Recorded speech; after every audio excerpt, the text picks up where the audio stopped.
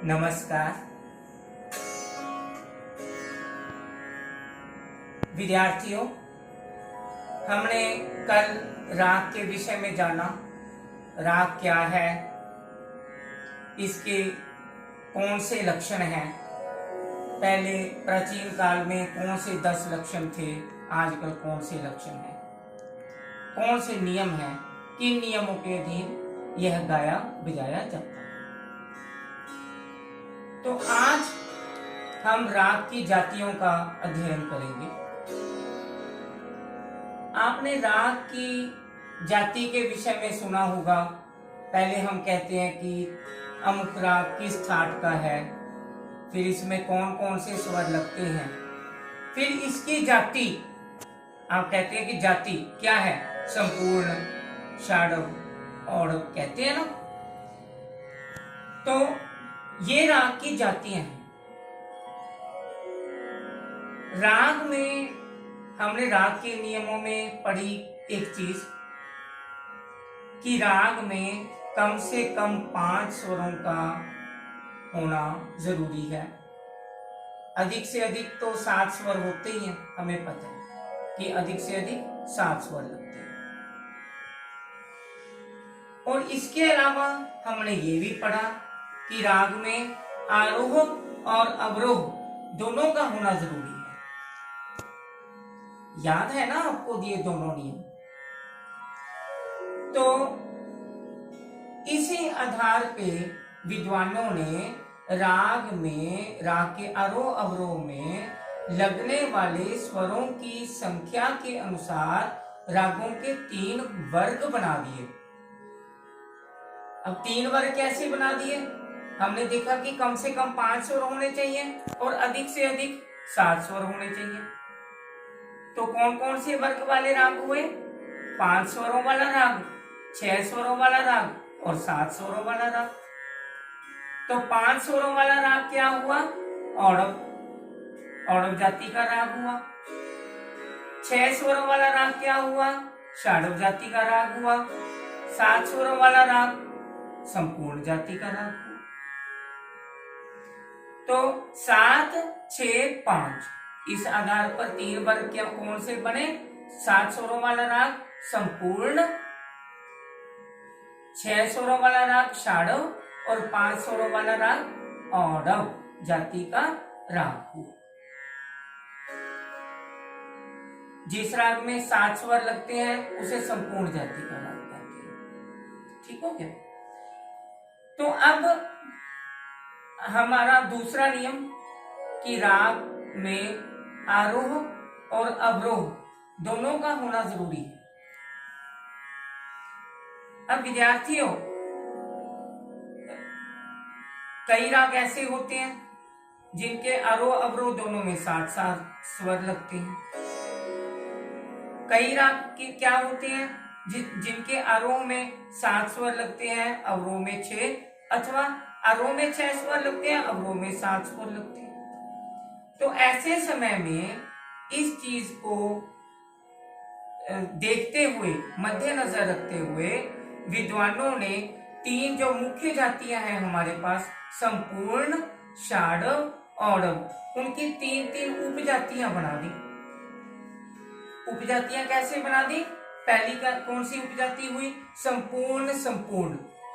पहले संपूर्ण जाति हम लिखेंगे, 3 मुख्य जातियां संपूर्ण, षाडव, औडव।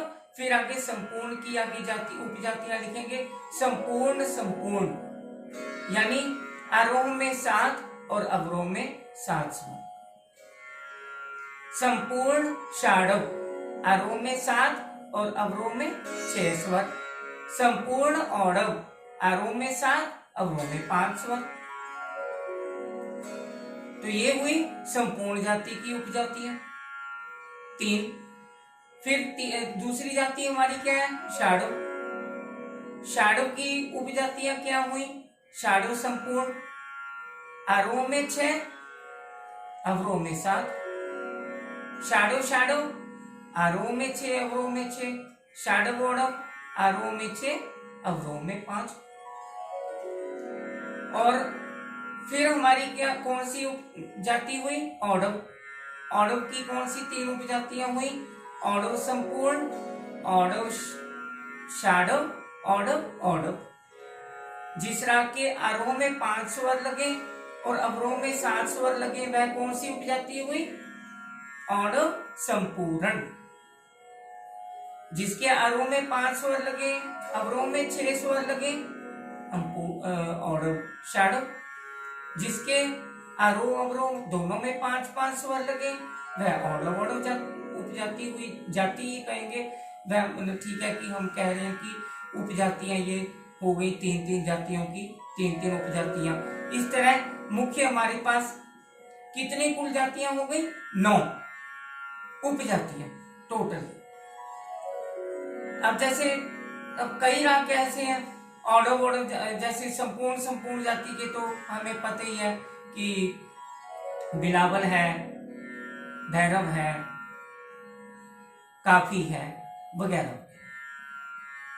तो इसी तरह से कई शाडव जाति के राग जैसे मारवा, पूरिया, औडव औडव जैसे हमारे सामने ही है शिवरंजनी।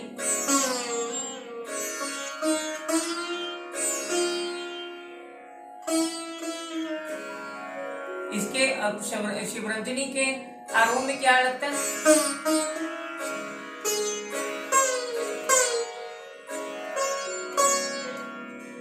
मां वर्जित हो गया। सा रे गा पा दा दा सा।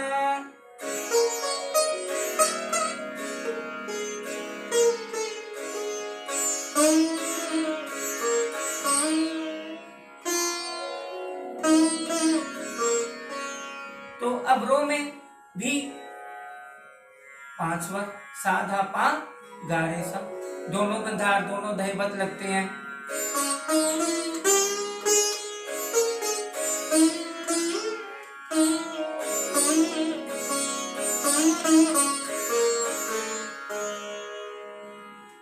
तो ये शिवरंजनी जाति, औडव औडव जाति का, ये जस्ट मैंने एक उदाहरण के लिए आपको बताया।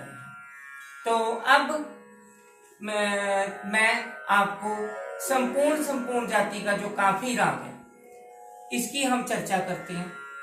काफी जो कि मुख्य काफी ठाट है, इसका गानी कोमल है, ठुमरी जैसे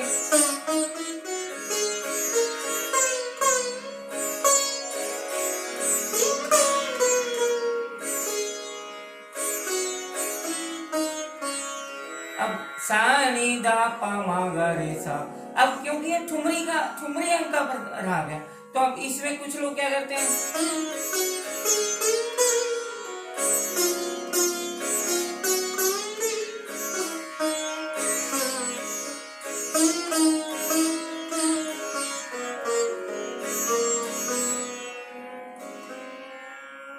तो इस तरह से भी ले लेते हैं। तो ये राग काफी हुआ हमारे सामने, क्योंकि मेरे पास यहाँ कोई तबला वादक नहीं है तो ये हमारी मजबूरी है कि हमें आईशाला के तबला से काम चलाना पड़ेगा। तो मैं आईशाला के तबले के साथ सितार पे इस गत को बजाने की कोशिश करूंगा।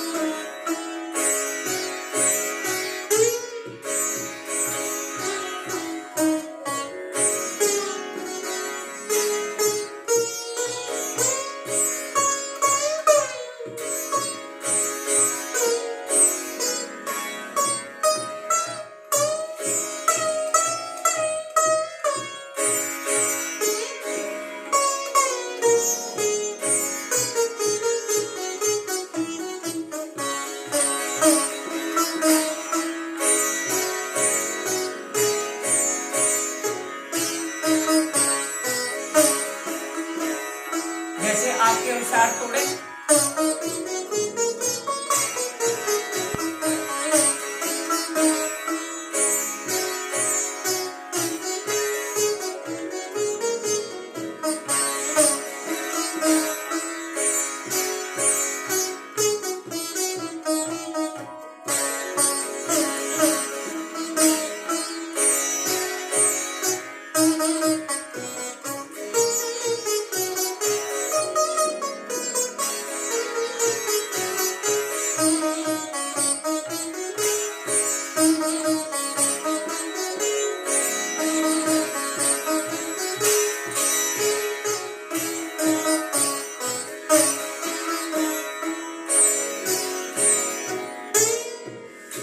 ये हमने राग काफी बजाया तबले के साथ। तो अभी हम इस तबले को बंद कर देंगे। तो अब हमने क्या देखा कि ये संपूर्ण जाति का राग है, ठुमरी अंग प्रधान है इस राग में। तो जैसे सखी खेलो श्याम संग होरी, तो इस तरह की इसमें होरियां, ठुमरियां और ये चीजें काफी गाई जाती हैं। तो हमने आज रागों की जातियों के विषय में अध्ययन किया। तो राग की जातियां जब आप इस क्वेश्चन को लिखोगे अपने थ्योरी के एग्जाम में, तो उसमें आप लिखते समय लिख के सारा वर्णन करके फिर आप डायग्राम भी बनाएंगे। डायग्राम में जिसमें कि पहले संपूर्ण जाति दिखा के फिर उसके मतलब आगे ब्लॉक बना दिए, संपूर्ण संपूर्ण, संपूर्ण शाडव, संपूर्ण औडव। इसी तरह शाडव जाति दिखा के शाडव संपूर्ण, शाडव शाडव, शाडव औडव। इसी तरह से औडव का दिखा के औडव संपूर्ण, औडव शाडव, औडव औडव। इस प्रकार से आप राग की जातियों के विषय में इस प्रश्न को हल करेंगे। और इस तरह के प्रश्नों के आपके पूरे मार्क्स होते हैं, जो भी आप प्रश्न इस तरह के अच्छे ढंग से हल करोगे। तो इस वीडियो को यदि आपको अच्छा लगे तो लाइक जरूर करें, चैनल को सब्सक्राइब करें। और चैनल को सब्सक्राइब करके आपने पूरा शेयर भी कर देना है आपने सभी को। तो इस तरह से बहुत शुक्रिया। Thank you, so nice of you.